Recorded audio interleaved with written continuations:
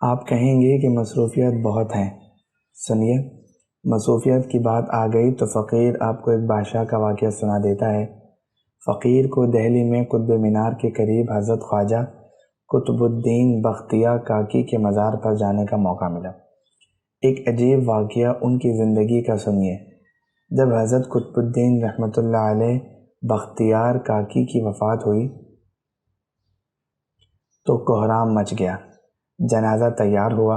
ایک بڑے میدان میں جنازہ پڑھانے کے لیے لایا گیا۔ مخلوق مور و ملخ کی طرح جنازہ پڑھنے کے لیے نکل پڑی تھی۔ انسانوں کا ایک سمندر تھا جو حد نگاہ تک نظر آتا تھا۔ یوں معلوم ہوتا تھا کہ ایک بپھرے ہوئے دریا کی مانند یہ جمع ہے۔ جب جنازہ پڑھانے کا وقت آیا، ایک آدمی بڑھا، کہتا ہے کہ میں وصی ہوں، مجھے حضرت رحمۃ اللہ علیہ نے وصیت کی تھی، میں اس مجمع تک وہ وصیت پہنچانا چاہتا ہوں۔ مجمع خاموش ہو گیا۔ وصیت کیا تھی؟ خواجہ قطب الدین بختیار کاکی رحمۃ اللہ علیہ نے یہ وصیت کی کہ میرا جنازہ وہ شخص پڑھائے جس کے اندر 4 خوبیاں ہوں۔ پہلی خوبی یہ کہ زندگی میں اس کی تکبیر اولیٰ کبھی قضا نہ ہوئی ہو۔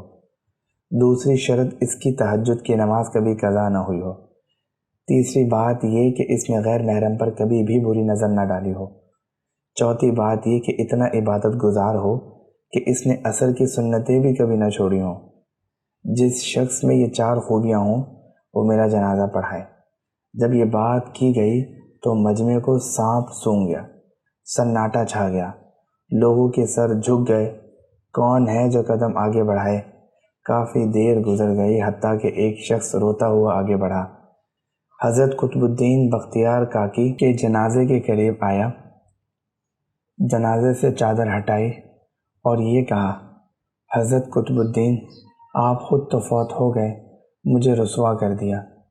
اس کے بعد بھرے مجمع کے سامنے اللہ کو حاضر و ناظر جان کر قسم اٹھائی، میرے اندر یہ 4 خوبیاں موجود ہیں۔ لوگوں نے دیکھا یہ وقت کا بادشاہ شمس الدین التمش تھا۔ اگر بادشاہی کرنے والے دینی زندگی گزار سکتے ہیں تو کیا ہم دکان کرنے والے یا دفتر جانے والے ایسی زندگی نہیں گزار سکتے؟ اللہ رب العزت ہمیں نیکی کرنے کی توفیق عطا فرمائے۔